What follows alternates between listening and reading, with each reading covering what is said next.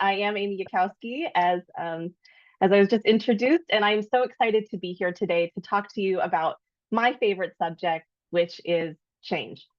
So, to kick it off, I thought we could start by just talking a little bit about. Oops, sorry about that. Oops. All right, kicking it off really well here, right? It's tech in the morning. So, I wanted to first start it off by asking you all a scenario. So, picture this. Your organization has been 100% remote for the last 4 years. And today you heard in a town hall, or maybe you got an email that said, "Great news, everybody. We're going back to the office. And it's going to happen in the next 2 weeks."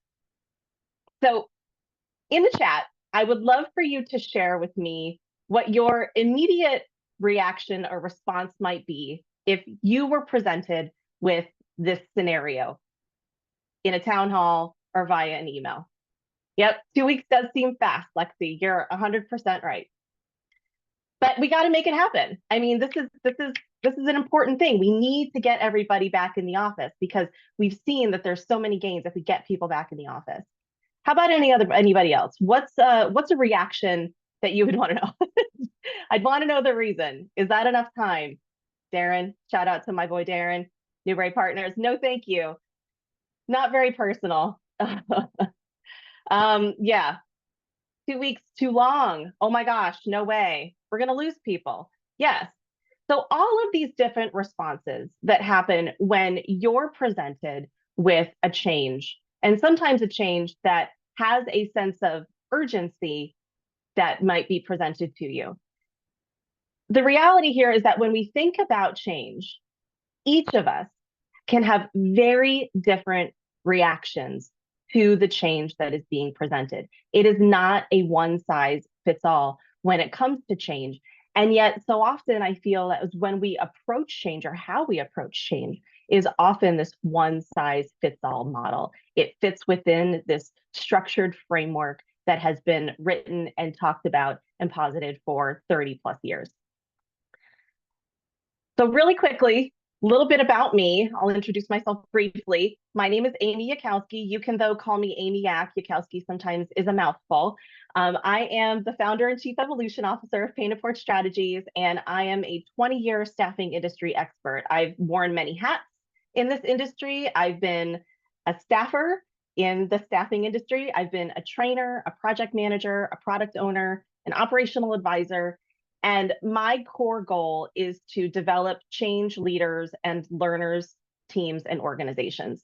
The mission of Painted Porch is to empower individuals and leaders and teams to have the courage, the confidence, and the curiosity to embrace and lead transformational change and to develop a culture of continuous optimization, growth, and excellence. So anytime anyone comes on and does a webinar or does a keynote and talks about change, they bring up this quote, right? We all have seen this quote before. You've heard it many times during your lifetime of business and life. And it's often in moments of frustration where we sometimes are called back to remind ourselves that change is the only constant. It's always happening.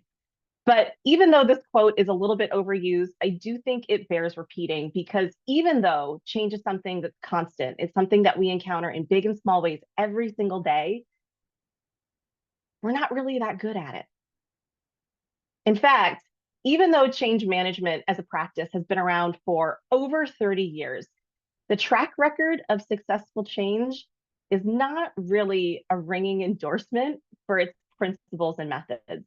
In fact, the latest data says that 78% of organizations have some sort of change fizzle, fumble, or failure. That means only 22% of organizations, even those that have dedicated change management efforts, fail to reach their intended goals.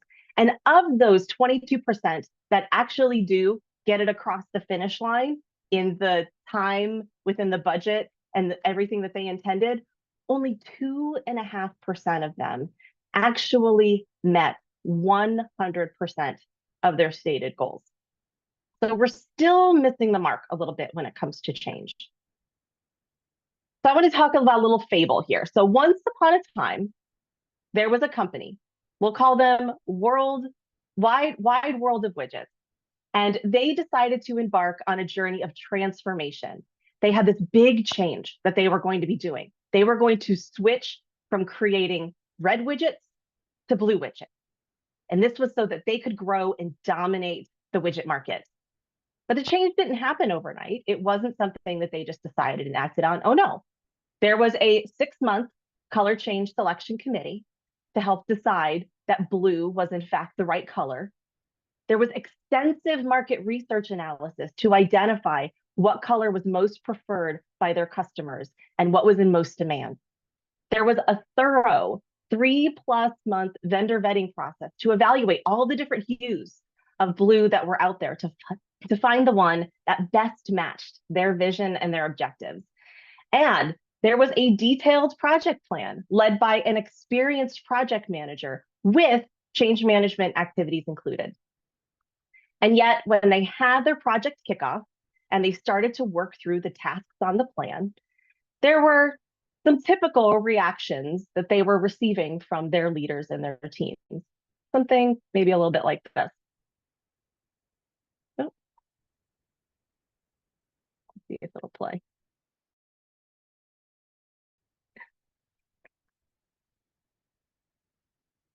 Oh, technology.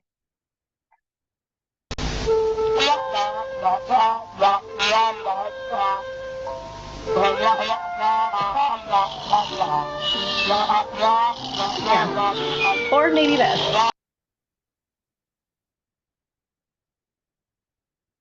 Oh, okay. So, show of hands. How many of you have experienced some variation of that, where you have devoted countless hours, resources, very smart minds, well supported reasoning, and exciting marketing? And yet the reaction was a little lackluster. And sometimes they just completely threw their hands up and said no. I was part of a 7-year change project that was focused on moving to a new technology stack. Now, I didn't work with them until the tail end, until the last 2 years of this project, but it was a project that was 100% well planned. It was 100% well intended. It had executive support, it had engaged leaders and dedicated team members who knew that the change was necessary, but it still took 7 years to finally go live on their new technology. So I have a quick poll for you just to get a little bit of a pulse check and to figure out, my project was 7 years, but I'm curious, and we're doing it anonymously. I'm not going to call anybody out on it, but I would love to know from you, what was your longest project that you were a part of in your career?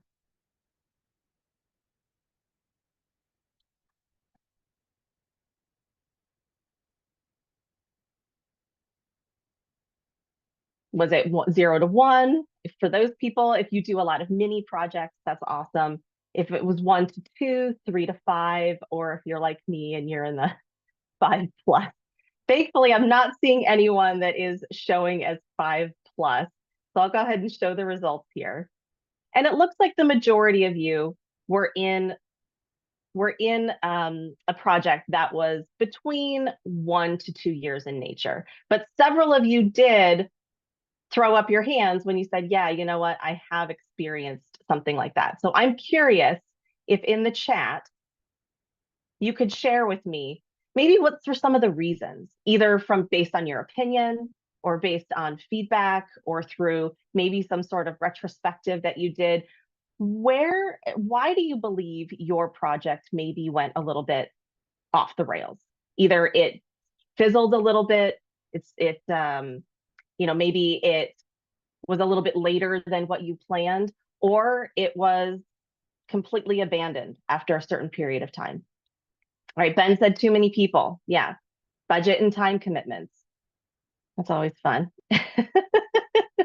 What are some reasons that maybe a change initiative that you were a part of wasn't kind of firing on all cylinders? at all times. Pushback from the teams affected. Yeah. Lack of immediate gratification. That's a great one, Josh. Yes, change does take time. Budget. These are all great responses. From my perspective, I've been involved with change for, like I said, almost 20 years in some various shape or form. And what I'm seeing is that while there's a variety of different reasons why we believe our change maybe fails or fumbles or just, stumbles, the truth is that most organizations haven't taken the necessary attention and intention to become truly ready for the change. And I'm not talking about a project plan, competent implementation partners, or even sponsorship or change ambassadors, all of which are still very, very critical. And I fully endorse and encourage including all of those. I'm not saying let's abandon those activities, but the truth is that we are just not ready. While 96% of organizations reported that they are either starting or in the middle of implementing some sort of change initiative in their company, like we saw, less than 30% of them were actually able to successfully implement and execute the change as intended.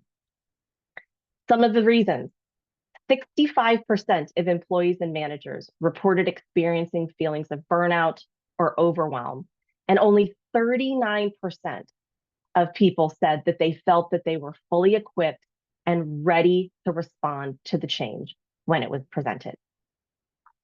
And that's not even including the costs that are associated with these budget missteps, right? We know the visible costs of not being ready, being over time, being over budget, being over resourced, or having that resource musical chairs that can often happen. But there's also those hidden costs when change struggles.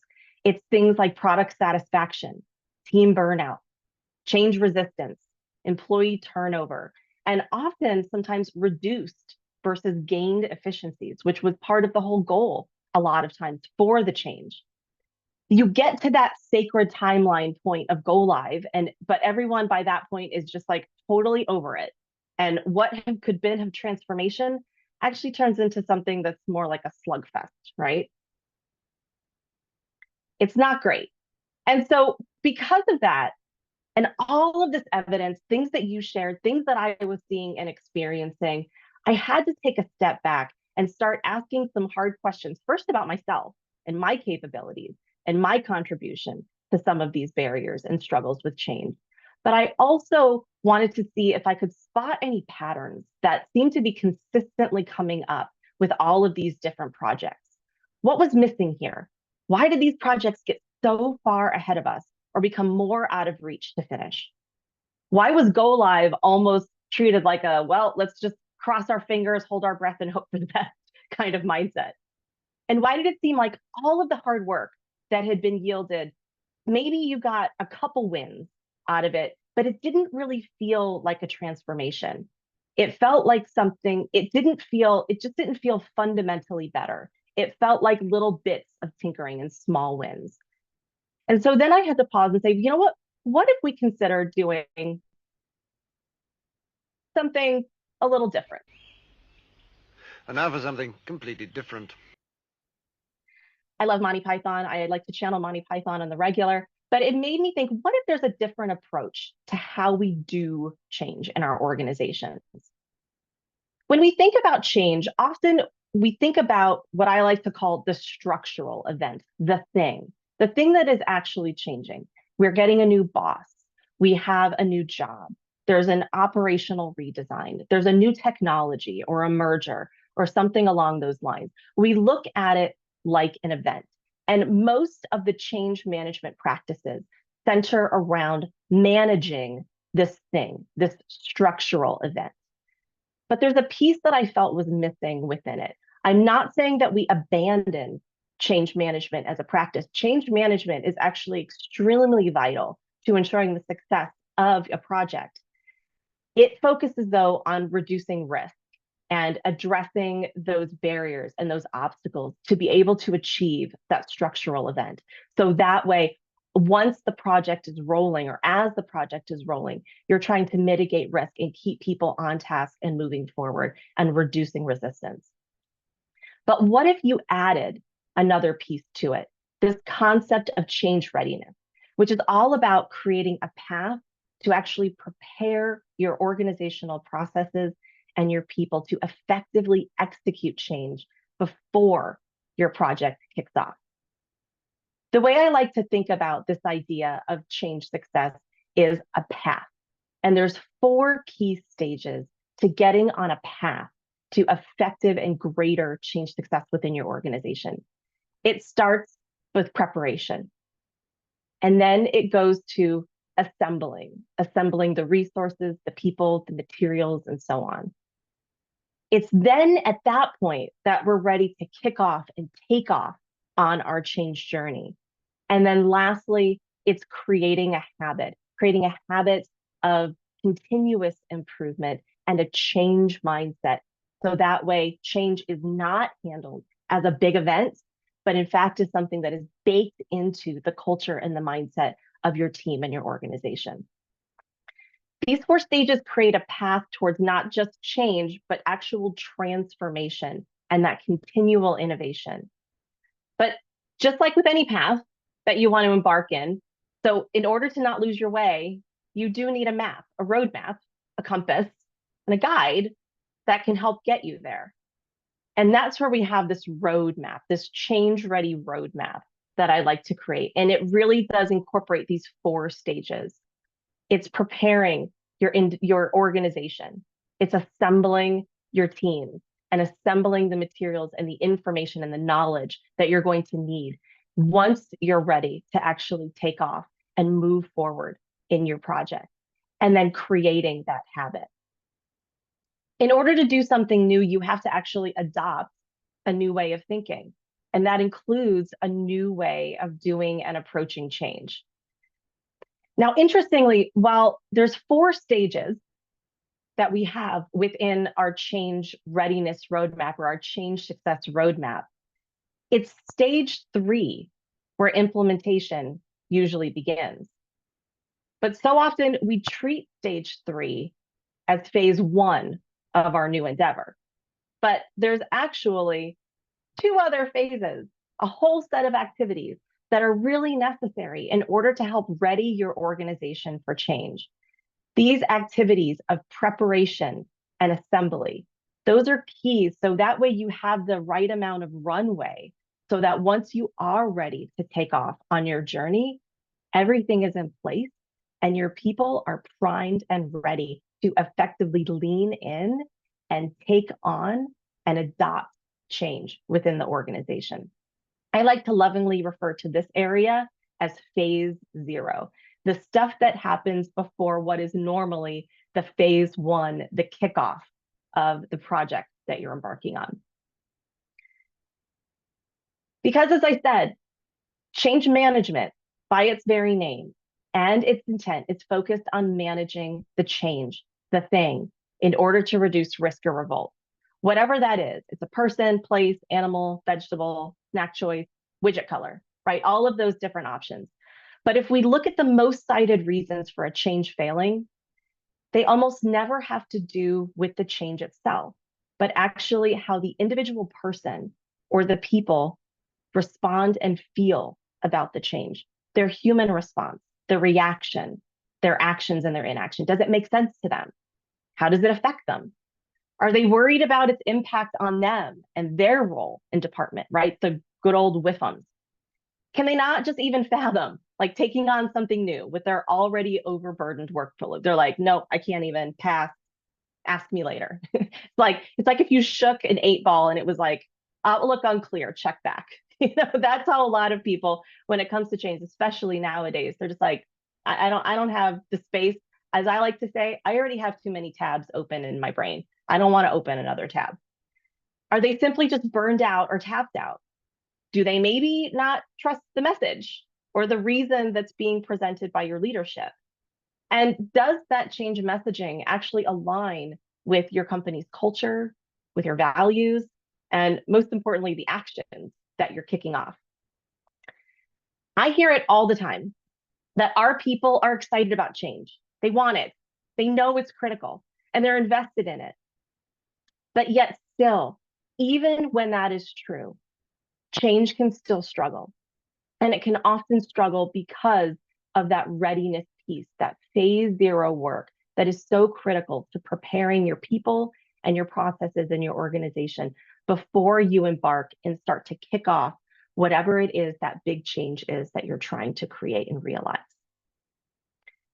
Because change ultimately, at the end of the day, only happens with people. A change is not possible. You could have a new technology, but that technology does nothing.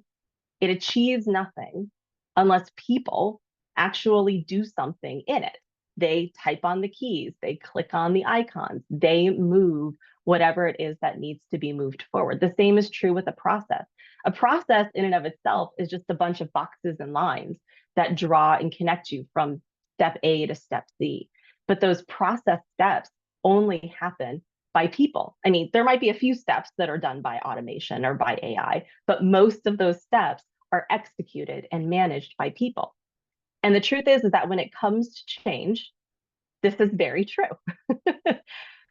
When asked who wants change, who wants this thing to be better, who wants to adopt new technology, who wants to make what we're doing or how we're doing it more efficient, everybody's hands immediately go up. They're excited. They want it. Yes, yes, yes. And yet, when we're presented with actually having to adapt the way we work, the way we think, the way we do what we do, the hands kind of start to go down a little bit. Case in point, a study.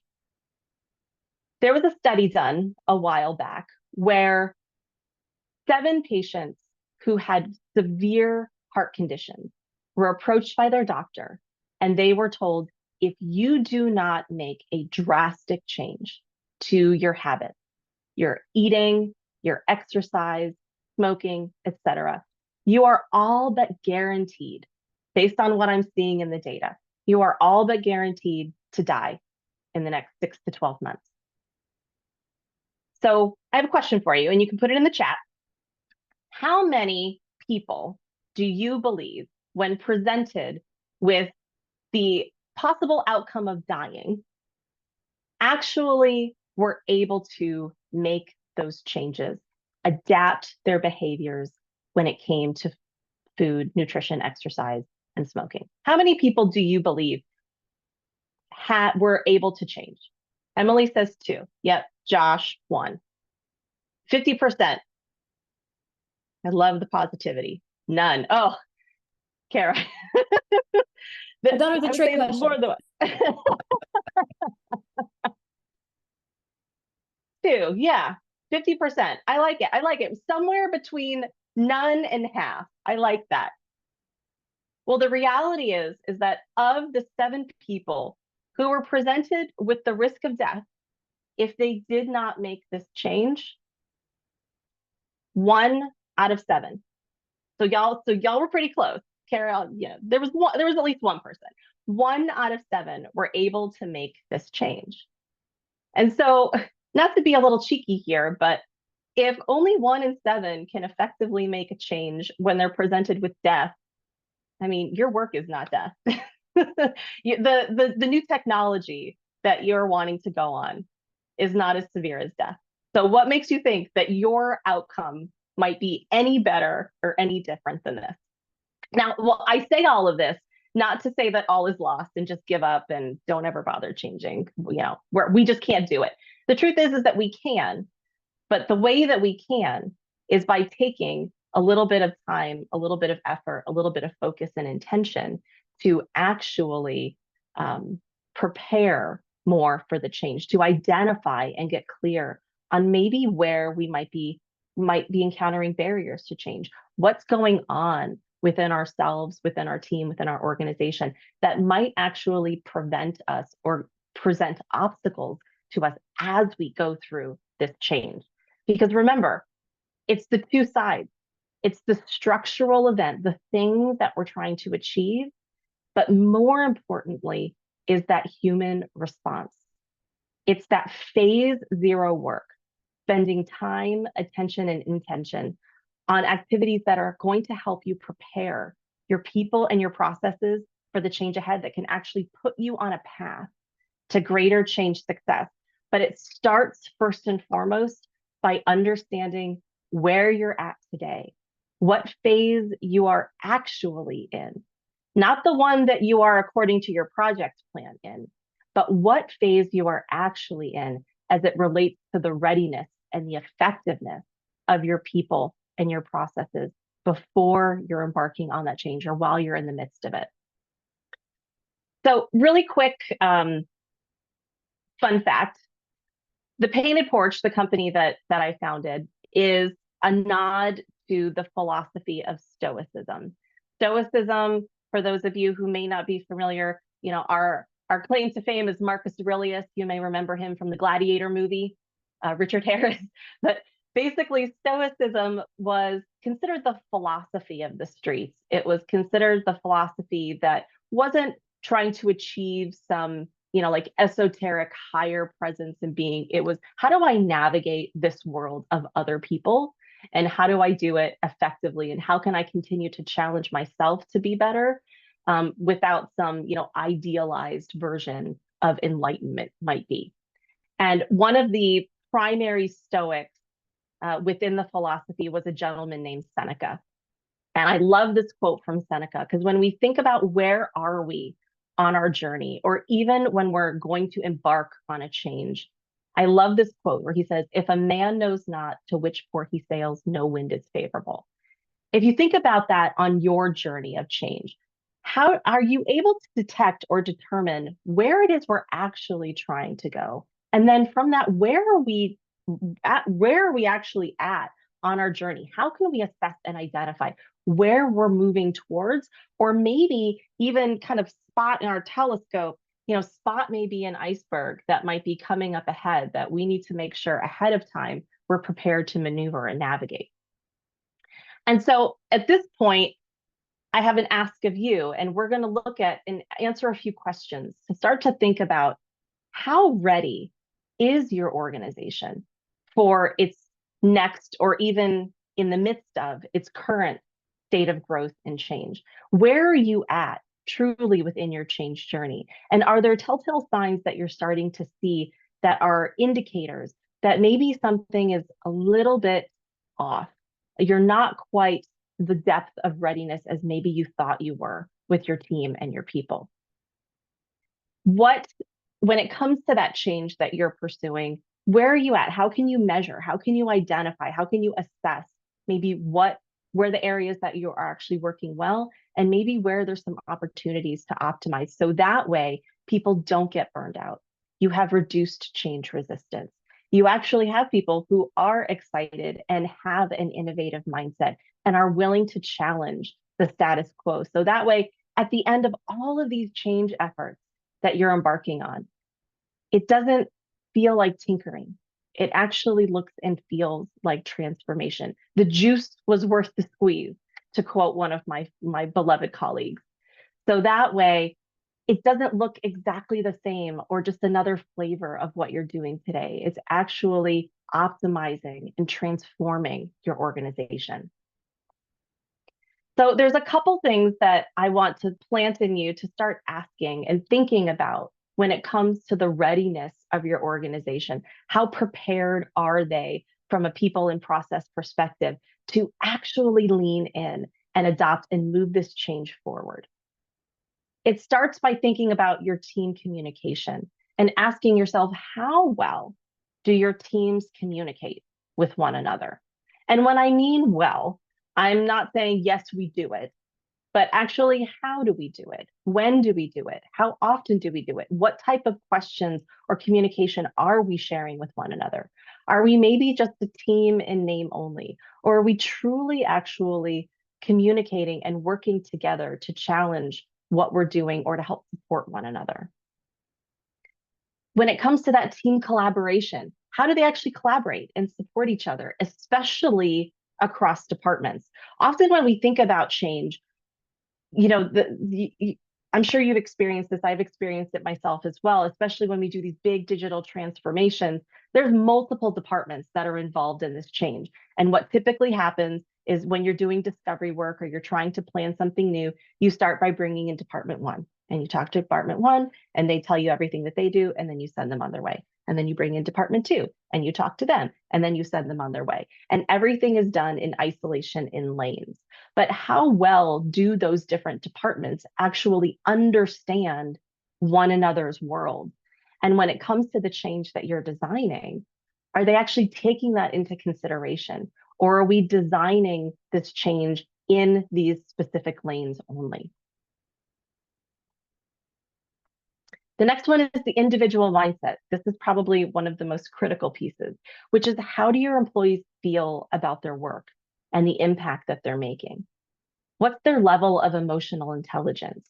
Are they able to effectively navigate stressful moments or obstacles that they're presented? Or do they get overwhelmed and retreat to what's safe, what's known, what's familiar? Basically, are they resisting change? As far as your operation, how do your employees feel about the way that work is done? This is both the processes, the what you're doing, as well as the technology, the where and how you're doing it. How do they feel about that? Do they feel like the tools are empowering them and enabling them, or these processes are helping to move them forward faster or more effectively? Or do they feel that they're overly burdened, unnecessary, a lot of red tape, or a lot of extra clicks to make things happen? Do your employees understand and align with your mission and values? This is a big one. I love Patrick Lencioni. He's one of my favorite authors. He's written several books, one of them being The Five Dysfunctions of a Team. And he talks about the idea that values should be verbs. Are you living the values? Are you embodying the values that as an organization you've stated? Or are they just nice words on a wall? Or conversely, are those words maybe not quite clear and they're being interpreted individually and they have different meanings to different individuals? What one person's definition of speed might mean versus someone else's, or quality. Very important that there's congruence there, that everybody understands what we mean by quality, what we mean by speed, what we mean by continuous improvement. I'll use as example, there was one client that I worked with where one of their values was continuous improvement, but I think it kind of got a little off the rails, where their continuous improvement was basically completely changing everything they did every 4 weeks. They would reinvent every 4 weeks. Yes, you are continuously changing, but are you actually continuously improving? They couldn't sit with it long enough before they tried something else. And it gave people like spinning heads when it came to change, because they could never have a sense of stability as to what they were doing. And then lastly, this is the biggest one when it comes to readiness of an organization. How do your employees view and trust you? Do they trust your leadership? Do they trust their word?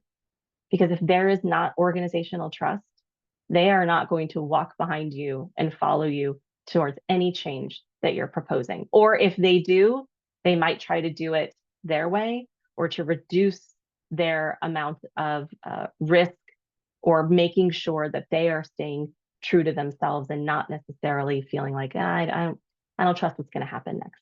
Do they trust the organization? Do they trust what you're saying? Because if not, going to be one of the biggest barriers to getting them to trust in you when this change is being presented.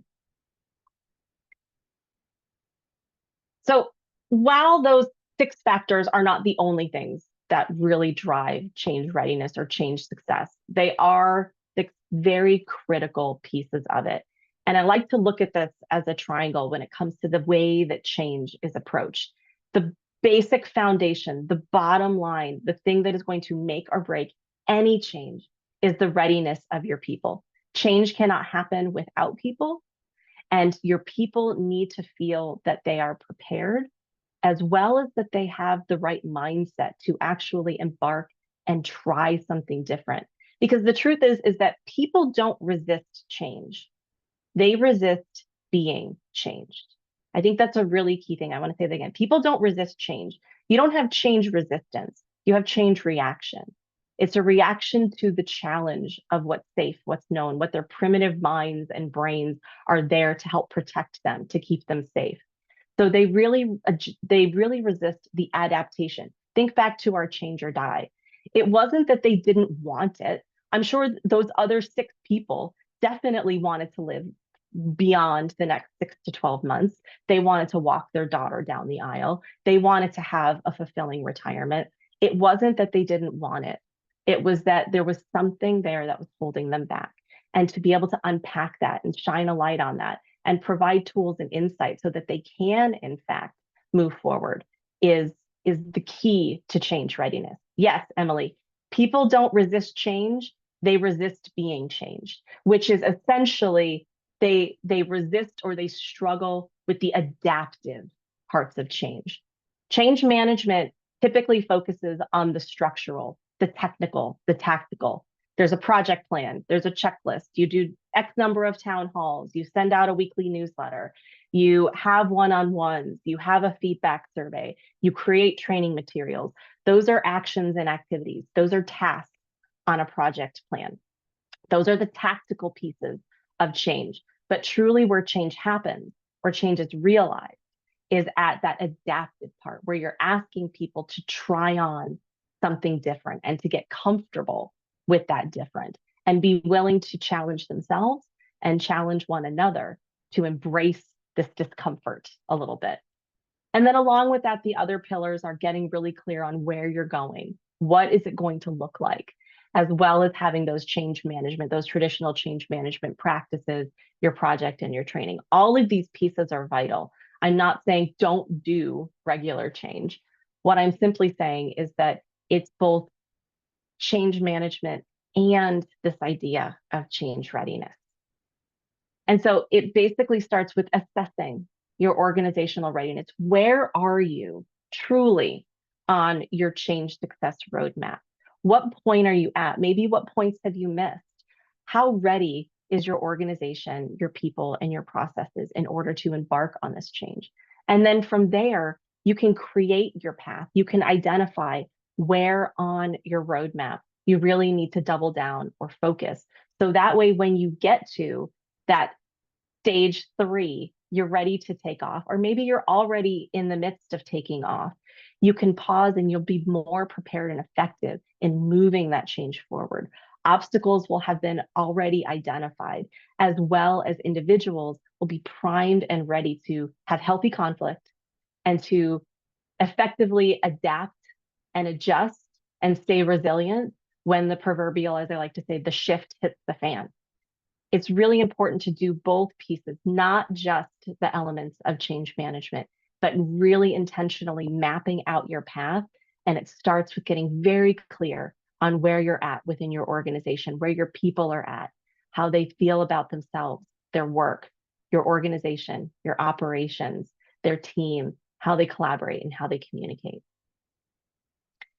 And so I'd like to take the last moment here to talk about a quote that's one of my favorite quotes from the always adorable and lovable Zig Ziglar.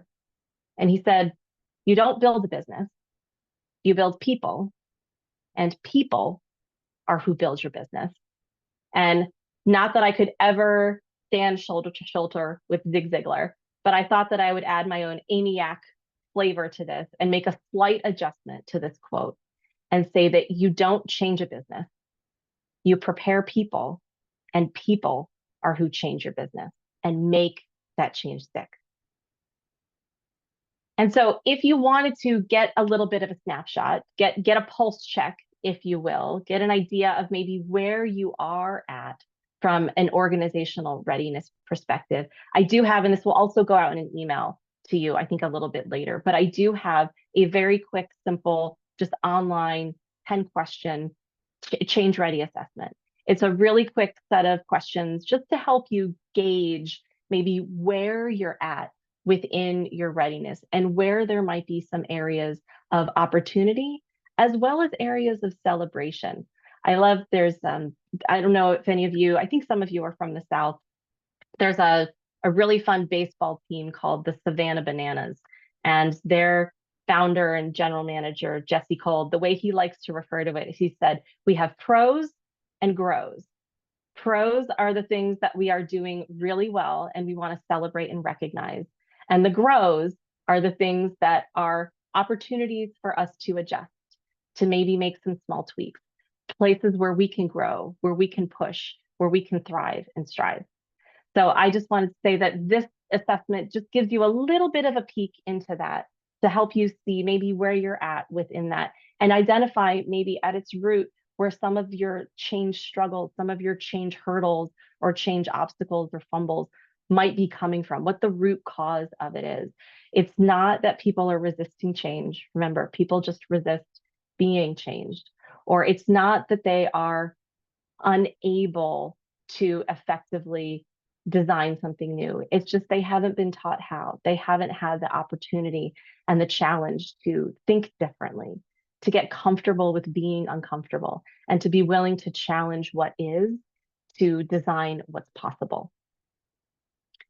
And so that's the impetus of this whole idea of this change readiness, and the thing that I am the most passionate about, because I've seen it happen time and time again.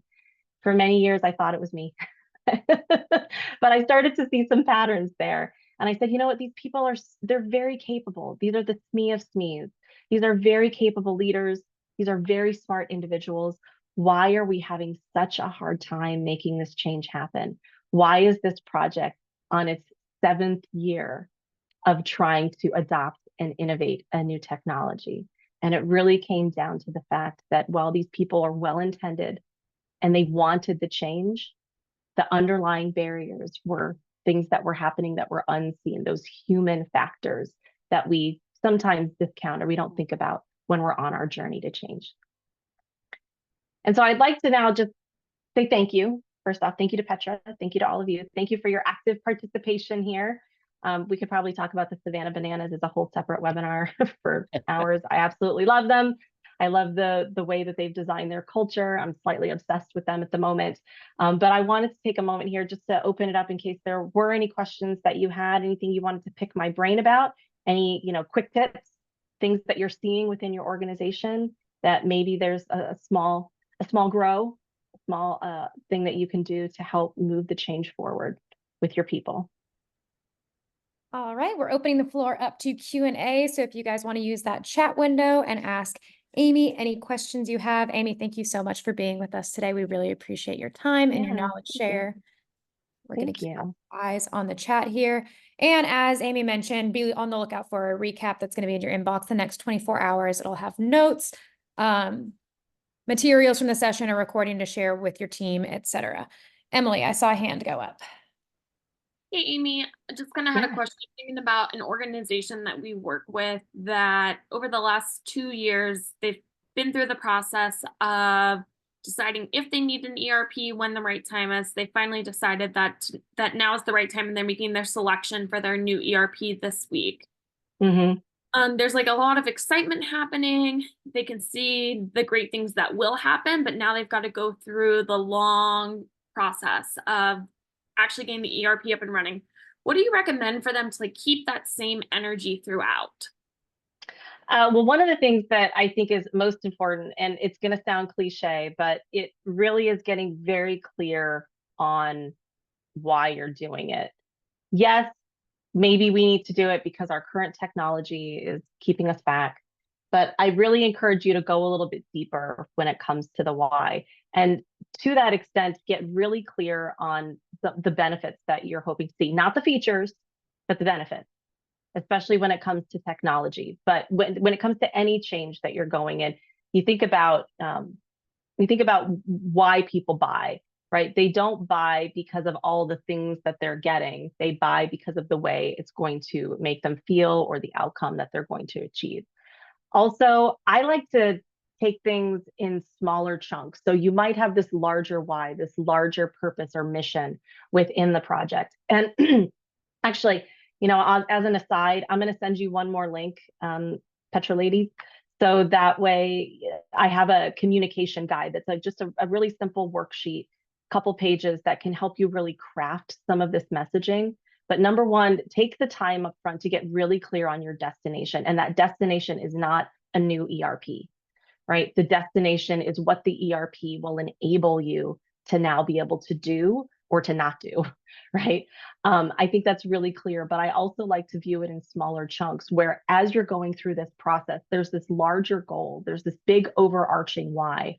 But then I really like to lean on having more short-term objectives and goals within each section. So maybe for the first 3 months, while you're all in that discovery mode, the objective is getting really clear on what it is we do and why we do it. So we're really focused on clarity. That's our objective for the next 3 months. That clarity is going to then enable us to do X. And then once you get that clarity, maybe you move into configuration. And so now your focus is refinement. It's taking what we know and now shaping into what's going to be next, as opposed to just constantly talking about like the big why.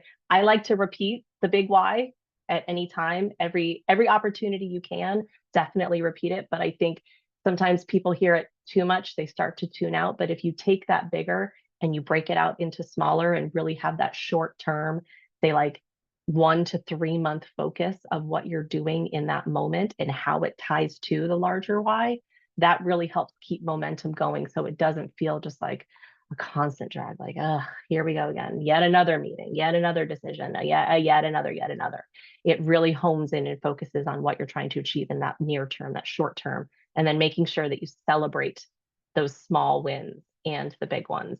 One of the exercises on the roadmap that we like to do is having a dedicated period of time where before you kick it off, you're identifying all of your milestones, and not necessarily just the milestones that you would typically see on a project plan, like pulse checks, right? But actually identifying when are we going to celebrate? How are we going to celebrate? What is that going to look like? How frequently is that going to happen? And so that way you keep that momentum going. So it's not, the celebration is not the go live, right? It's not the destination, it's the journey, and making sure that people feel empowered and encouraged throughout the journey. That's We really have helpful. we have another question in the chat. It says, what is the best way to determine / test trust among employees in a business? So great question, Lexi. One of the things, sorry, one of the things you can do is really just start to ask, really just start to observe. Sometimes it's better just to listen and hear what people are saying, as opposed to telling them what they, telling them what's going on. But the way that I like to do it, the way we like to do it on the porch, is through an anonymous assessment. That organizational readiness assessment. The 10-question one is a mini one, but we have a more comprehensive one that is distributed to the entire organization. And it asks people to rank or to rate their responses or their reactions to a series of questions. And one of those big ones is on trust. And so through those questions, you'll get a pretty decent snapshot of how people feel about your organization. Another way is to bring in an objective.